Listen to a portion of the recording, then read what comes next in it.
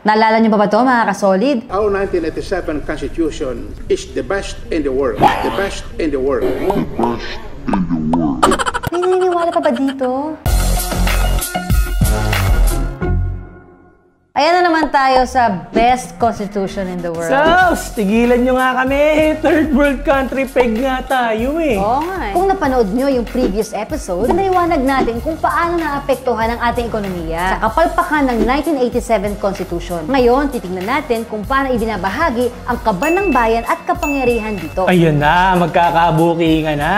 Sa 1987 Constitution, tayo ay sumasailalim sa unitary system kung saan malaking bahagi ng pera na kinikita ng syudad at probinsya ay napupunta sa national government. Tapos andun din ang mga central offices. Ay, iba din. Hamig nila lahat. Oo. Kaya after 30 years, mapapansin nyo, halos lahat ng mga proyekto ay nasa mga progresibong probinsya at lungsod. Ang ending, nare-left out ang mga mahihirap na lalawigan. Pero di ba ang logic ng isang unitary system ay para sentralisado ang decision making ng pagbibigay ng basic services at facilities sa bawat region? Sino nagsabi niyan? Narinig ko lang doon, ma. Sa tingin mo, dapat ba national government pa ang humawak ng issue pagdating sa kalusugan ng ating mga kababayan? Actually, kaya na ng LGU yan eh. Ang mga issues tungkol sa pagbubukas ng mga negosyo sa inyong mga lugar, national government ba dapat ang humawak dyan? Teka, regional government na dapat yan ah. Dahil sila nakakaalam ng negosyo o trabaho na angkop sa kanilang lugar. Tama! Hindi dapat natin inaasa lahat sa national government. Sa kasalukuyang 1987 Constitution, ito mga bagay na nakadepende sa national government. Wow, dami ah! At kung tayo ay magbabago ng Constitution, ito ang magiging sharing ng national at regional government. Hindi na lahat nakasandal sa national government. Matututo nang tumayo sa kanilang sariling mga paa ang bawat region. Sabay-sabay aasenso at walang mapag-iiwanan. So kung last episode, nalaman natin na hindi makapasok ang mga gandang trabaho dito dahil yan sa pagpigil ng 1987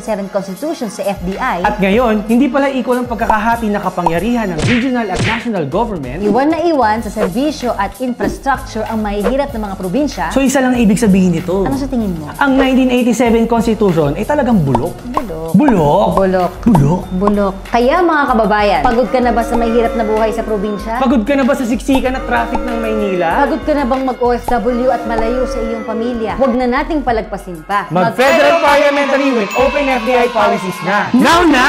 Kasi now na talaga. Kailan pa, ma'am? Tara na, ngayon na. I hope naliwanagan kayo and see you sa next episode. So like, comment, share, and follow us for more 4-minute videos.